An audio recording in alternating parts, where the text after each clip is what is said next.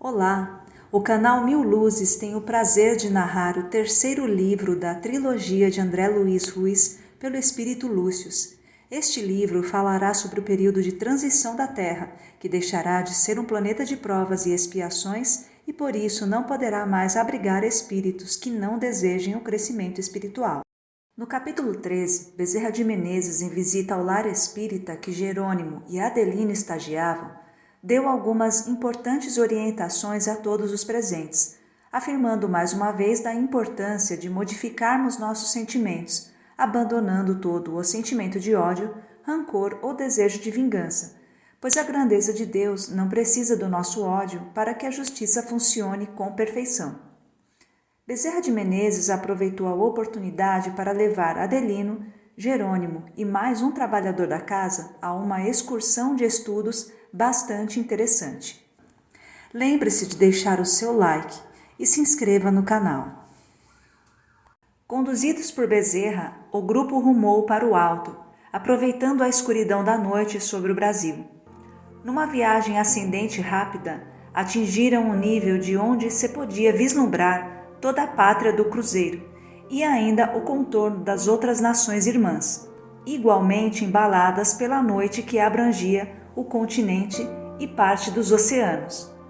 Daqui, filhos, podemos observar alguns detalhes interessantes que só o olhar espiritual consegue divisar. Observem a superfície escura do país que nos recebe com suas generosas concessões.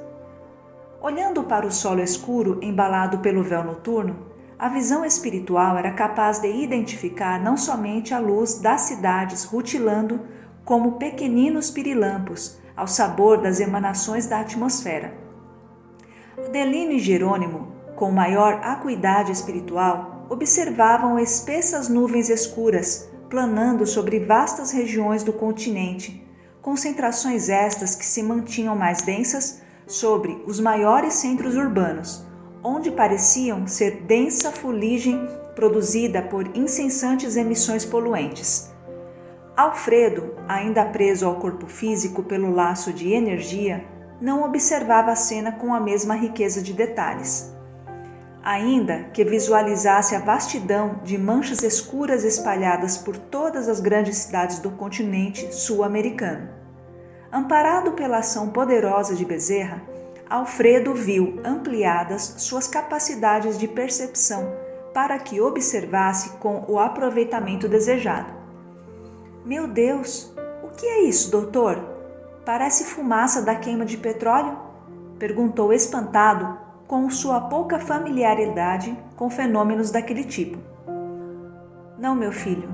Se fossem incêndios de refinarias, ainda assim seria menor o prejuízo para os encarnados, porque o esforço dos bombeiros, mais cedo ou mais tarde, conseguiria apagá-los, explicou Bezerra.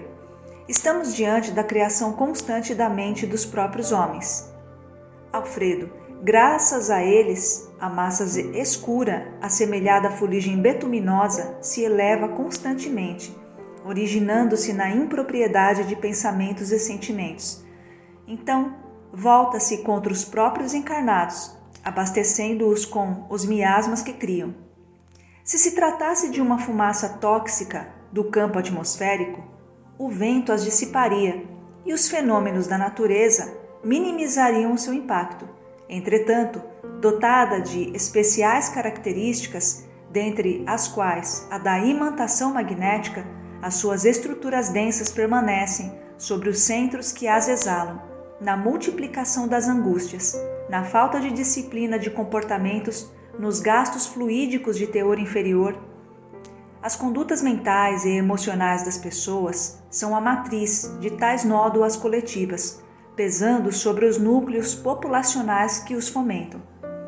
Observando outras áreas menos afetadas, Alfredo arriscou. Quer dizer então, doutor, que nestas outras partes menos enegrecidas, tem gente pensando ou praticando menos maldade? Sorrindo diante da observação ingênua, mas sincera, Bezerra respondeu: Bem, Alfredo, poderíamos dizer que nestas outras áreas há menos gente. E como há menos habitantes fornecendo emissões negativas, os que habitam os centros menos povoados contam com a bênção de serem menos atacados por todas as energias inferiores. Há pensamentos inadequados também, mas as forças inferiores menos concentradas, por terem menos fontes de emissão, acabam sendo neutralizadas mais rapidamente pelas forças reequilibrantes do magnetismo da própria natureza. Além do mais, estes centros menores têm menos armadilhas para os seus habitantes, menos opções de lazer dilacerante, destruidores do equilíbrio do espírito. Se observarmos as rotinas noturnas das grandes cidades, perceberemos que o avançar da noite é a senha para o desabrochar de todos os tipos de devassidão, sob a justificativa de espairecimento ou de diminuição do estresse diário. E isso já não é visto com tanta intensidade nas cidades menores, nas quais, à exceção de uma ou outra festividade ocasional, as pessoas se recolhem mais cedo à intimidade de seus lares, mantendo uma rotina menos exaltada, favorecendo o equilíbrio emocional dos seus habitantes. Mas e as pessoas boas que vivem nesse oceano de fuligem? Acabam prejudicadas por tais vibrações da mesma forma? Bem, meu amigo, todos sabemos que estamos no meio com o qual nos afinizamos e que cada qual é responsável pela construção de suas próprias fronteiras fluídicas. Então, seja por idealismo, seja por necessidade evolutiva, seja pelas duas causas, inumeráveis criaturas encarnadas se acham nestas condições, vivendo e trabalhando no meio desse cipoal de conflitos vibratórios, precisando manter o testemunho do bem.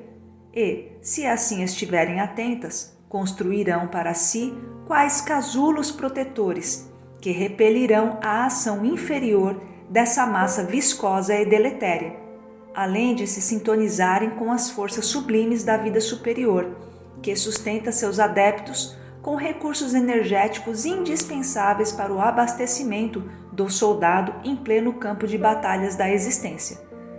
Vamos então observar que, nas diversas regiões de uma cidade, existirão concentrações de energias positivas, sobre as quais a densidade escura não é capaz de pairar. Como vórtices poderosos, nessas áreas se localizam instituições amorosas dedicadas à construção de uma nova consciência, atraindo os espíritos superiores, que aí se concentram para espalharem mais e mais a semente do bem e as orientações para as horas difíceis. Os três acompanhantes seguiam observando as cidades humanas recobertas pela fuligem mental, constando que, no seio escuro e macilento daquele monstro em forma de nuvem, brotavam pequeninos fulcros luminosos, algo semelhantes a tenros brotos que emergiam do solo lodoso pela ruptura da casca sob a terra. Eram sementes de força que aqui e acolá conectavam a realidade humana às emissões superiores, segundo a descrição que Bezerra seguia, lhes dando da cena sob seus olhares. Essas pequenas pérolas de luz que vêm surgir, apesar da densa nuvem que recobre a terra, são centros religiosos, hospitalares, educacionais que ainda mantêm uma forte vivência no ideal superior do espírito e na defesa dos valores do bem, da paz, da esperança ou da fé. Por esse motivo, são amparados pelas forças superiores como celeiros, que sempre recebem a carga dos grãos sublimes para que prossigam na difícil tarefa de manter acesa a luz da virtude no âmago da tempestade. Assim, observem que, provenientes do alto, conectam-se tais sementinhas às emissões luminosas de que haviam-lhes falado antes de iniciarmos nosso passeio, reconhecendo o valoroso esforço para superarem as adversidades fluídicas do ambiente onde se enraizam, vencendo a escuridão das nuvens turbulentas e dos pensamentos inferiores para o porto seguro ou abrigo salvador. Referindo-se de maneira específica sobre elas, Bezerra continuou: os hospitais são núcleos onde a dor física reconduz o espírito do enfermo a reflexões superiores, ajustando-o a novos padrões. Com isso, a transformação para o bem que não se conseguiu fazer em décadas de saúde pode ser conquistada em algumas semanas de dor, que, juntamente com a inspiração dos amigos invisíveis, possibilitará a cirurgia moral do doente, através da renovação de conceitos e da modificação de projetos. Certamente que muitos se permitem a melhoria apenas por alguns dias, enquanto se mantenham vítimas da dor. No entanto, a casa hospitalar na Terra tem sido o jardim da infância, da elevação do espírito. Se este não deseja tornar-se um bom aluno, não poderá mais tarde acusar a providência de não tê-lo ajudado. Além do mais, é no hospital terreno que a maioria dos enfermos encontra a última pousada, antes da volta à vida verdadeira, na qual vive seus últimos momentos no corpo denso. Isso também é um fator benéfico, que permite ao mundo espiritual auxiliar no preparo adequado de tais transições. Naturalmente, que levando em consideração as peculiaridades de cada caso e o merecimento do enfermo, para o tipo de ajuda que lhe esteja disponível no momento da morte. Por isso, essas casas de dor educativa recebem os eflúvios de amor diretamente do coração do Cristo. Já os centros educacionais, que procuram infundir conceitos elevados nas consciências, são as ferramentas de Deus que a providência utiliza para tentar corrigir o mal antes que o parque hospitalar precise ser acionado. Através do ensinamento, das lições que são compartilhadas pelas inteligências em crescimento, a bondade do Pai ampara aqueles que poderão evitar os erros graças aos esclarecimentos que recebam. Professores abnegados, homens e mulheres pouco reconhecidos pela sociedade das aparências, são considerados por Deus como os embaixadores da nova era, escultores do novo mundo, fomentadores de novos horizontes, de onde podemos considerar, sem qualquer exagero, que um único e devotado professor é encarado pelos espíritos superiores como um verdadeiro centro de profilaxia. Um centro de difusão de medicamentos poderosíssimos para a cauterização de pequenas feridas nascidas da ignorância. Ao espalhar não apenas o saber formal das diversas áreas do conhecimento, mas, igualmente, o bom exemplo a uma juventude cada vez mais desguarnecida de parâmetros de nobreza e de limites para os seus comportamentos, ensinando boas maneiras, cultivando a afetividade que os lares têm sido impotentes para transmitir, cada mestre-escola é um enviado de Deus ao campo de batalhas da vida humana. Então, as escolas de todos os níveis onde persistam os ideais no coração de seus dirigentes e trabalhadores são tão importantes quanto os hospitais, merecendo o amparo sublime das forças superiores, para que prossigam instigando boas coisas a todos quantos se candidatem à renovação interior, transformando-se em seres humanos mais humanos. Ao escutarem tais revelações, os acompanhantes de Bezerra se surpreendiam diante de conceitos tão superiores externados em frases simples. Jamais havia imaginado que hospitais e escolas recebiam do alto tão elevada catalogação, ainda que não lhes fosse novidade a existência de luminosas entidades em tais ambientes, prestando relevantes serviços de salvação. Mas ainda faltava o último núcleo a ser abordado. Sim, meus filhos, estão esperando que os esclareça sobre as igrejas, não é? Sorriram, indicando que eram unânimes nessa expectativa.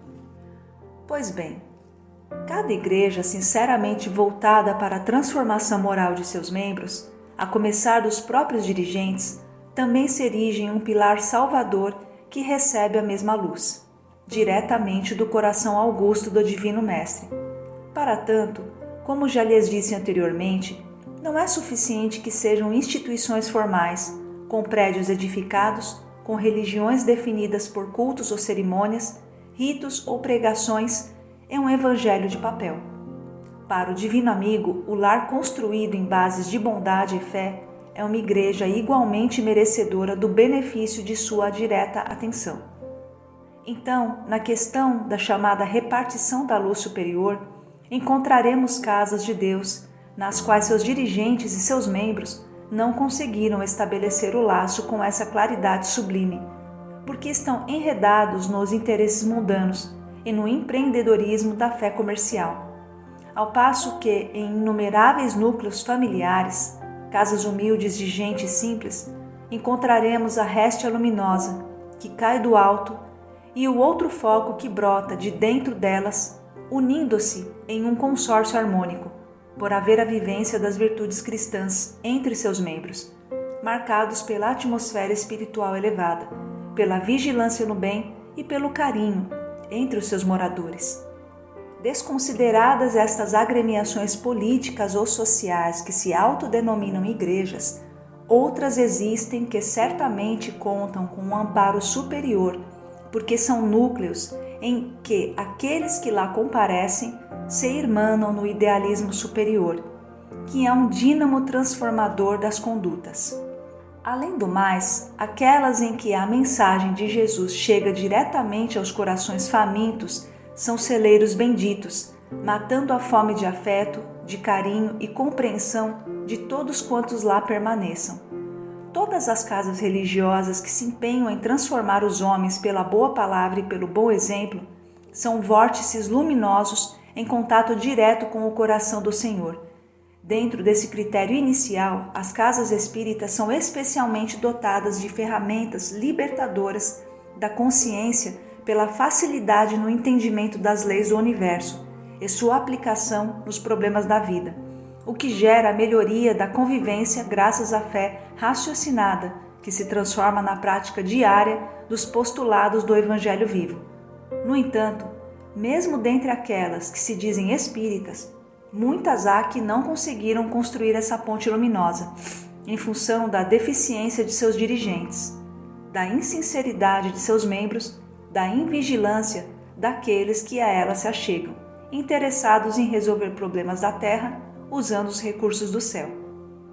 Não pensem, porém, que não existam espíritos generosos amparando as necessidades dos encarnados que procurem a proteção das igrejas em geral, apenas porque não estejam diretamente conectadas com as energias superiores. Mentores espirituais, trabalhadores do bem, agentes da esperança, nelas estagiam da mesma forma, com a dupla função de amparar as necessidades emergentes e de, no mais breve espaço de tempo, ajudar os responsáveis e os trabalhadores a que se elevem também, pela superação de suas diferenças, pelo calar dos conflitos, pelo perdão e pelo desinteresse real. Através de intuições, de mensagens, de sonhos, de instruções escritas, vão procurando inspirar os integrantes de todas as casas de Deus a compreenderem melhor a missão que lhes cabe e se esforcem para que efetivamente a possam desempenhar com correção e dinamismo cristãos. Por isso, meus filhos, na questão das igrejas, nem todas possuem ligação com esse foco brilhante. Em lugar de muitas destas, acendem-se casinhas humildes, quartinhos alugados, residências de gente do povo que se tornam escudos luminosos mantidos pelo alto, na tarefa hercúlea de ajudarem Jesus pela vivência do bem verdadeiro. Por esse motivo é que muitos conseguem sobreviver num ambiente tão hostil e vibratoriamente degenerado, que está se instalando no meio dos homens, vinculando-se magneticamente àqueles amigos superiores que os sustentam sem se contaminarem com os miasmas pestilentos e desequilibrantes do ambiente circundante. Os que são conscientes da necessidade de se melhorar através do serviço sincero no bem, podem sustentar suas lutas em um ambiente tão adverso, sem terem que respirar esses padrões fluídicos densos e corrosivos, porque o magnetismo da indiferença e da materialidade é atraído somente por aqueles que se identificam no mesmo nível energético. Já os que se elevam através da sintonia positiva não são encontrados pela nuvem nem se deixam envolver por suas vibrações. Admirados com a explicação que tão bem demonstrava a preocupação espiritual em garantir aos encarnados o melhor com Deus, ainda quando eles preferissem o pior com os homens? Jerônimo aproveitou o silêncio do médico amigo e considerou. Querido paizinho, seria possível que os encarnados conseguissem neutralizar essas nuvens densas que estamos vendo? Perfeitamente, meu filho. E isso vai acontecer à medida que o homem transforme suas preocupações e direcione a usina de forças que a sua vontade comanda para patamares mais elevados. A vivência social, por enquanto, é uma tormenta energética movida a interesses, disputas, competições e crimes, em sua maior parte perpetrada por criaturas que dizem ter algum tipo de religião, assim se considerando porque frequentam algum templo formal da fé. No entanto, cairão vítimas da loucura em que vivem, por não mais poderem estar nessa dupla vida, virtuosos à luz do dia e pecadores durante a noite. Todos os que não estão modificando o padrão de vibrações de maneira efetiva serão surpreendidos pelas transformações energéticas a que a Terra está submetida e, sem exceção, estarão se despedindo do berço quente e dadivoso para se hospedarem em outras atmosferas menos amistosas. Quando prevalecer entre os homens a mente menos utilitarista e calculista, o ambiente começará a se modificar. Até lá, as criaturas precisarão conviver com a violência social e pessoal, alimentada pelas forças densas que flutuam ao redor das consciências invigilantes. Surgirão epidemias constantes como reflexo desse estado de coisas, uma vez que, ao se alimentarem de tais pestilenciais mentais, os encarnados estarão assimilando vibriões psíquicos que encontrarão campo favorável no campo energético dos homens e, com isso, farão eclodir as mais diversas enfermidades orgânicas, o que obrigará os insensatos a marcarem um encontro com a misericórdia transformadora, ofertada pela religião nas diversas casas de Deus ou com a justiça soberana, representada pela doença nos inúmeros hospitais do corpo. Funcionarão os hospitais, então, como a antessala do necrotério físico, para os que se despedem da vida sem que tivessem acreditado na sobrevivência, e antessala da vida verdadeira, para os que terão que se deparar com a continuidade das experiências, assumindo os próprios erros. O afastamento dos piores modificará o panorama dos que permanecerem no mundo, diminuindo as pressões psíquicas sobre os que perseveraram no bem até o final. Esses não serão mais os chamados eleitos de Deus. Serão aqueles que elegeram um outro tipo de vibração e que, por isso, mereceram a permanência num mundo melhorado. Nos países ditos desenvolvidos, as massas obscuras que flutuam sobre seus núcleos civilizatórios são ainda mais espessas. Lá, em realidade, as tempestades serão ainda piores do que aquelas que estaremos observando por aqui. Neles, o apego material é ainda mais profundo, e entre os ricos da terra será travada a pior de todas as batalhas. Serão eles que produzirão os maiores males que incidirão sobre suas próprias almas. No mundo dourado, a religião é ainda mais superficial do que junto aos desafortunados e aflitos. Estes, pelo menos, se acercam de Deus com humildade e arrependimento, enquanto que os outros, falando em termos de maioria e sem generalizações inadequadas, serão os que já conquistaram os tesouros que queriam. Desejarão comprar o céu na hora decisiva, mas então perceberão que já receberam a recompensa que buscavam, nas facilidades da vida que desfrutaram sem qualquer consciência, com a indiferença dos tigres que devoram suas vítimas vivas, sem se incomodarem com os seus lamentos. Apontando para determinada região europeia, acionou o motor da própria vontade e conduziu o pequeno grupo em rápido deslocamento para aquela área da Terra. O dia já banhava com seus raios solares as várias capitais do Velho Mundo, e apesar disso, as grandes concentrações escuras ganhavam dimensão e causavam ainda maior impressão desagradável.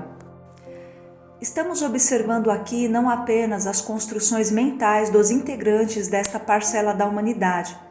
Além delas, congregam-se sobre estes povos o peso de seus erros coletivos na liderança dos movimentos humanos. Cada indivíduo, tanto quanto cada nação, carrega o fardo de seus equívocos e a coroa luminosa de seus acertos. Assim, vivendo em um mundo favorecido pela riqueza e pelas conquistas materiais, a maioria delas embasada na expoliação, escravização, sofrimentos de seus semelhantes ao longo de tantos séculos, estas nações deveriam assumir o efetivo papel de liderança moral da humanidade, compartilhando suas riquezas não apenas com o conta-gotas de ações caritativas aqui ou acolá. Reverteriam o próprio destino caso fomentassem o progresso de maneira ativa no seio dos diversos povos que exploraram, ao mesmo tempo em que cresceriam na liderança moral da humanidade, defendendo valores perenes, ao invés de se fundamentarem apenas nos interesses transitórios das trocas comerciais e dos negócios bancários. O que se vê, entretanto, é a volúpia do egoísmo impedindo que todos se beneficiem. Acostumados a milênios de exploração dos semelhantes, não estão maduros para a hora da devolução dos benefícios. Fecham suas fronteiras, perseguem os que desejam se beneficiar de suas riquezas, criam feudos autoprotetivos para encarecer os produtos, que são a base do sustento de nações miseráveis ou em desenvolvimento, sempre garantindo privilégios materiais, como se pudessem continuar a ser indefinidamente os piratas da humanidade. Essas nuvens mais densas e as vibrações mais inferiores são o resultado de escolhas coletivas que pesarão sobre os membros de tais comunidades, chamados ao acerto de contas e à responsabilização pela fome no mundo, pelo mar de misérias morais, pela proliferação da violência, pela indústria do consumismo desenfreado graças à criação das ilusões, favorecendo a predominância da ignorância no seio dos irmãos de humanidade. Isto está acontecendo neste exato momento, meus filhos, diante do olhar sereno e firme do governo da vida, incumbido de direcionar os passos da humanidade para caminhos melhores. Esta é a hora decisiva dos destinos e, como vocês poderão ver, seja aqui sobre a Europa, sobre a Ásia e a América do Norte, as dores se multiplicarão de forma avassaladora, uma vez que a justiça sabe aferir as contas sem se iludir com as aparências. Em toda a terra, os semelhantes se identificarão com os padrões que defendam e nos quais vibrem espiritualmente. E já está acontecendo a transformação profetizada pelo Cristo quando de sua passagem pelo mundo. Venham comigo e vocês verão. Olá, amigos! Este é o capítulo 14 do livro Herdeiros do Novo Mundo.